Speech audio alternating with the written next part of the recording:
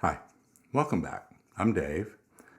Diminished chords and licks, lines, in blues changes and other styles too, but certainly in like a 1-4-5 blues. This is something that I wasn't really good at and didn't have a real good understanding of, even much less a working knowledge of for years.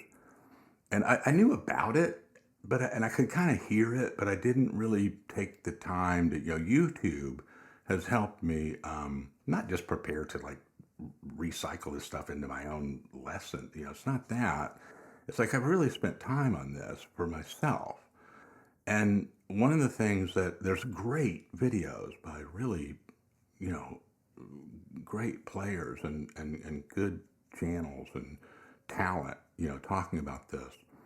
But one thing that I've noticed is, a lot of it's very redundant in these videos on YouTube, and I mean, even to the point where like a lot of the licks are the same. And it almost makes me suspect that like people are watching like the same videos and just kind of doing what they see, and I don't know. It's really for some reason this particular topic is just like really almost kind of one dimensional how this is being treated on YouTube. Anyway, I want to try to help folks that like this sound to kind of do this in a demystify all this business about the whole step, half step scale, and all this stuff, and play like Robin Ford, and all that. Okay, I love Robin Ford. I think he's a cool dude. I think he's a great player. I'm a fan of his. One thing that's kind of funny, ironic, I think, is if you watch a Robin Ford instructional video, it's simple. Yeah, man, don't worry about all it. Just get on like three notes out of that scale and just groove on it until you can feel it and hear it. I mean, that's how he is. He's literally like the twang, like the real deal. Um, Everybody else is like, oh, learn. Here's every piece of theory ever published in 8 minutes, or what, you know, trying to analyze this stuff. He's just watch one of his videos. You'll see what I mean. He's just like, yeah, it's all good. Don't worry about all that or whatever. So anyway, here's my kind of not trying to imitate Robin Ford take on Diminished, and how we can get into it in a way that we can really hear it and feel it in the change in that space. Okay, so something like this.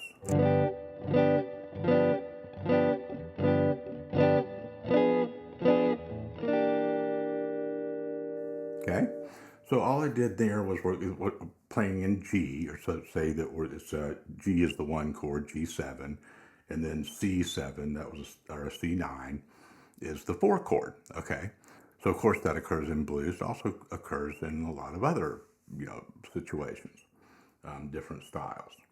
So this diminished thing, let's just learn a little bit of how to do it before we even start worrying about what to label it and why it's this way and that way and all that. Here we go. G7. Make this shape.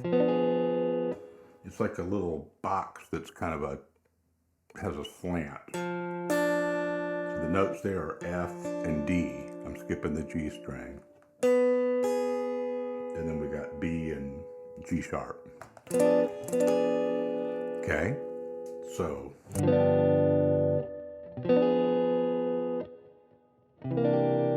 I could go right. Any dominant chord for the G or the C's will work, right? So, well, look, without putting a lot of elaborate altered extensions and things on, but it might get a little hard to hear it if you use too jazzy of chords at first. Maybe not though. Depends on your ear. But this is a kind of a way to really just taste that change.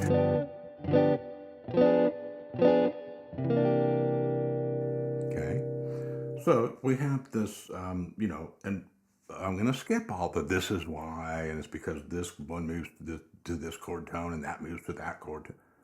It's just, it works, right? You've got neighboring notes that it kind of fits in between, creates a nice, pretty tension.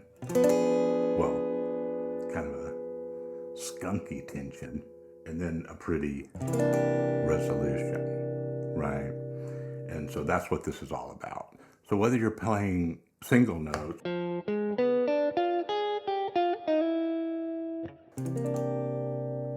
or just mixing it into your chording and so forth, that's how it works. So I've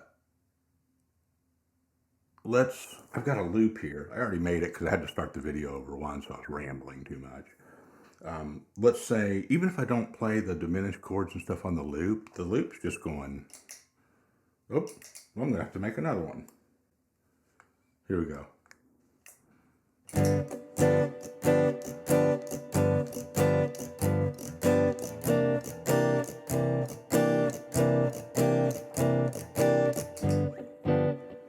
Okay, so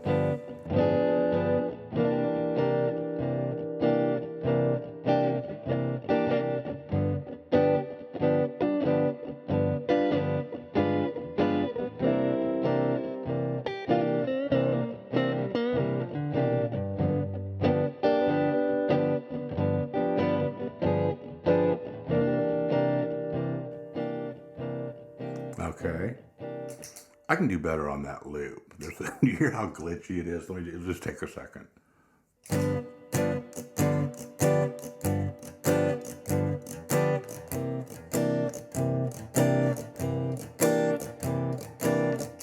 Okay, I can already tell that's better.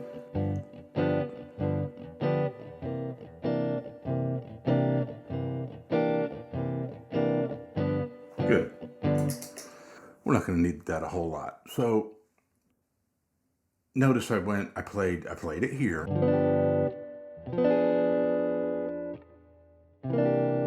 Now, one of the things that is a big deal gets made out of a lot that I think is just is like where exactly to do it in the measure and stuff. Here I'm just doing it like kind of halfway through the second measure. I'm just going, and we're not doing the whole 12 bar blues. We're just doing like a 1-4 thing on the loop. So I'm just going 1, 2, 3, 4, 1, 2, 3, 4, 1.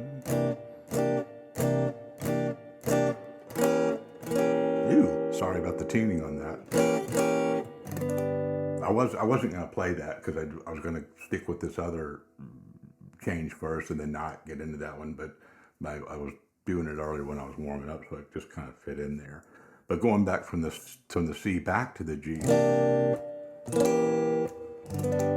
there's another one that you can put in there.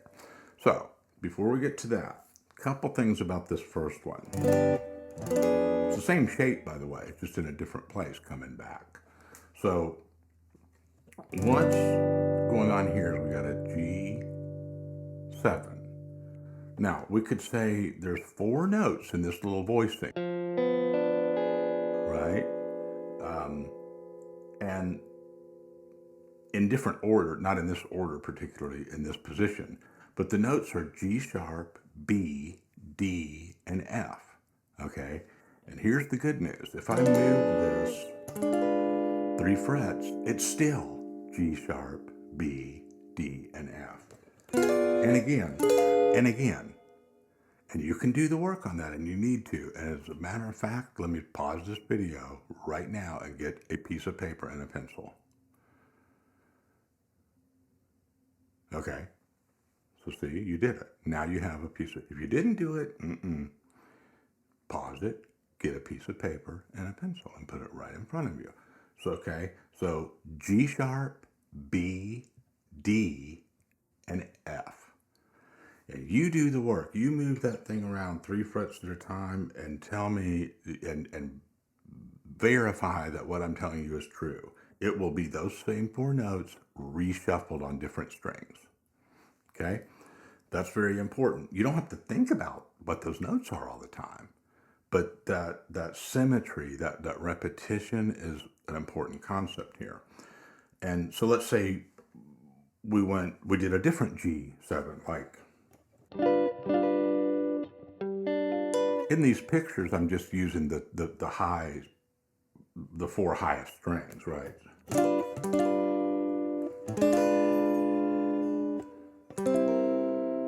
Okay.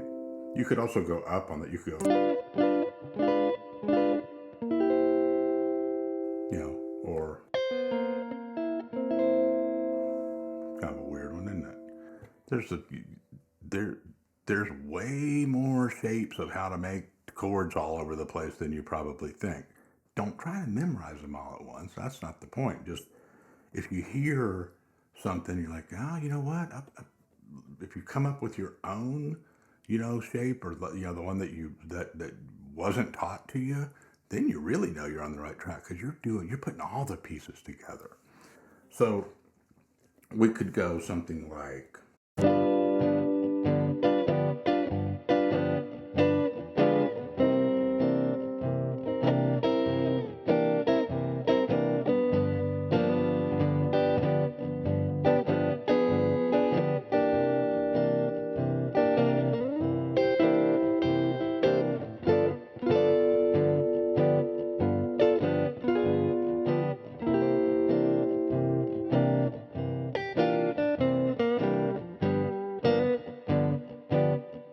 Okay, now that G blues scale, that minor pentatonic or blues scale, is just going to be like the glue. It's still just like a blues, you know, a change 1/4, right? So both dominant.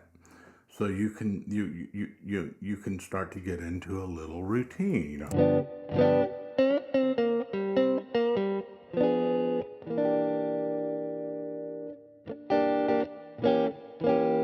Now let's talk about this one for a second. It's the same shape as the one we did here, okay? But it has a different, because you know, going from D to A is a different relationship than going from I'm sorry, from I was speaking in A. From C to G is a different relationship, even though it's the same two notes involved, interval-wise, as going from G to C. I know that's counterintuitive, but if you think about things going up, right? This is a fourth, this is a fifth, right? Not going to have to worry about that.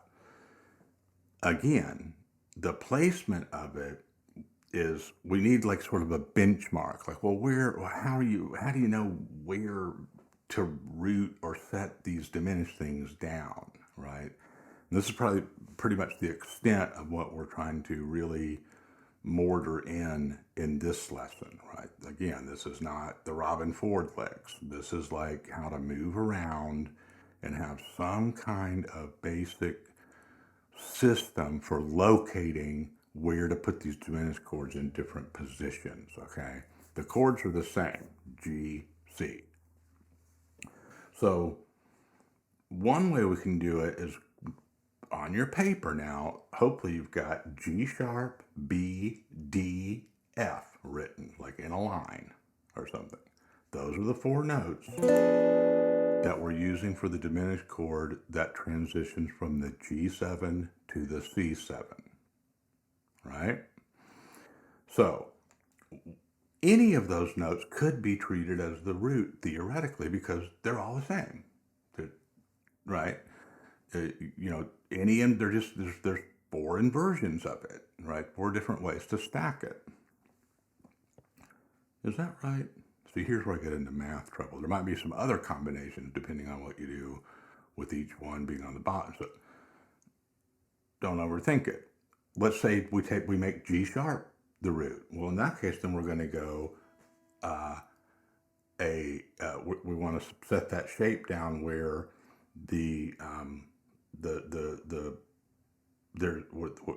want to just locate that there's a G sharp. We can do that by saying that's the lowest note in it. So we could go, and you can just hear that that's right. You can hear it because it's not down here where we did the other one, but it's 3 frets from it, okay? And it's the same notes. It's just now the G sharp is up here, not right there. The other three notes are all still in there in different orders. Don't take my word for it. Work it out. Pencil, paper, video, guitar. Right? You got to do some work and put those resources together and to work for yourself in whatever way makes sense for you. So let's say we did this shape, right? Then we only have one finger to move to get to that, right? Then we could go, that's a C7, or we could go on up to here. We could go, I think we did this before.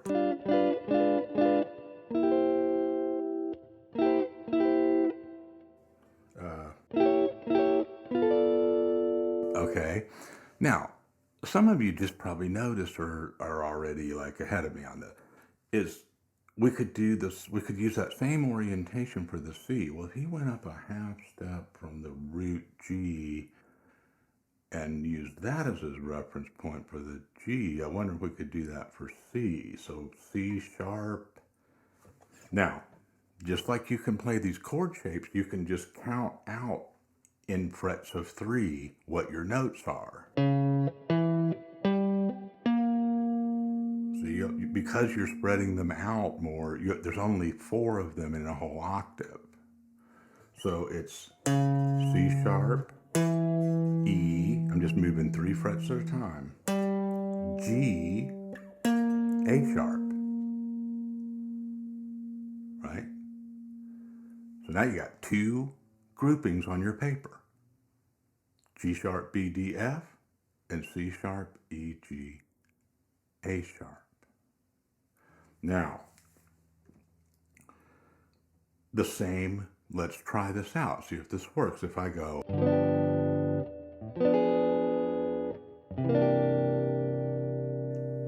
right, now you got to do a little work here. Now, wait, how am I going to find how to root it on the C sharp?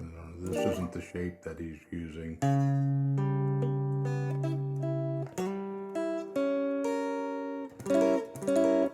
There's my C sharp. Okay, so but you could go up and just find, you know, if you know other shapes of diminished, like, okay, that's going to end up being the same as if you went, let's see, a C sharp up here.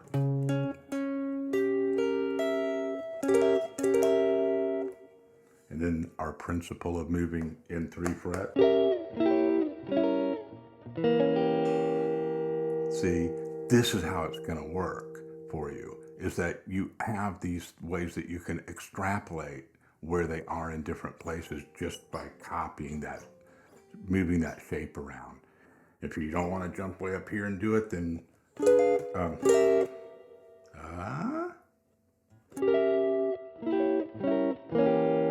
then count it back down to here, right? Or, you know, move, and you can hear the duplication. This is what you, and this helps your ear acclimate to the real nature of the sound. So now I can go.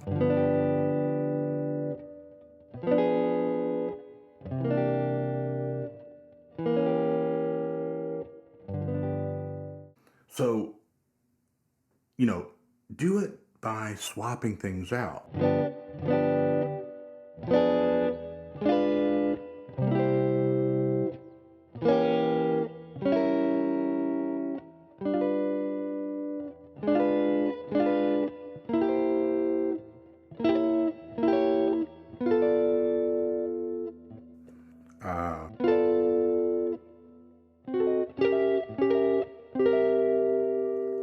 Oh yeah, boy, I got lucky there, didn't I? I ended up on this C7 after I went.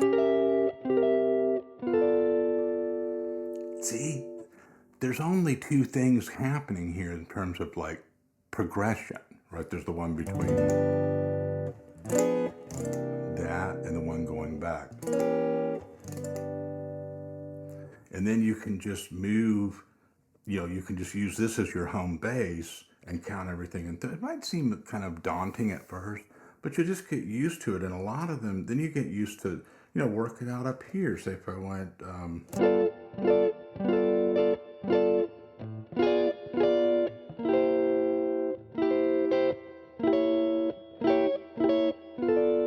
see how nice and compact that is? So there's the G.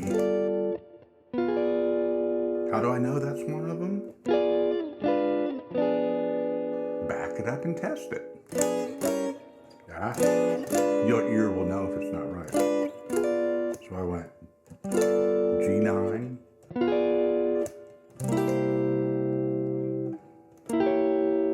And see, there's a little trick there, isn't there? If that was the first one, this is the one going to be going back, because everything about the relationships and the locations of things will be duplicated in certain places.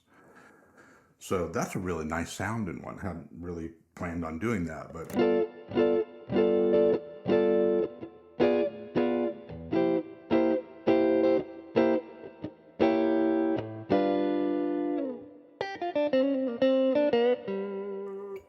okay. Then put your blues licks in there, get a backing track going, and whether it's a 12 bar, a full 12 bar, or just a loop that just goes between the G7 and the C7, make it slow and groovy, and just get in there and play that rhythm. And then, I don't know if we'll do another video on this, but like after that, the follow-up is to then start separating some of the notes in there.